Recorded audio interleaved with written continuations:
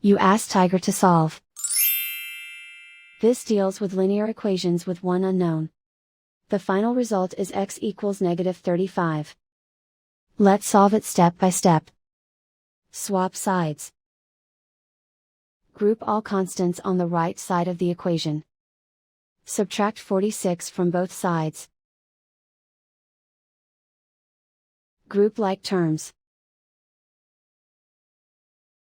Simplify the arithmetic.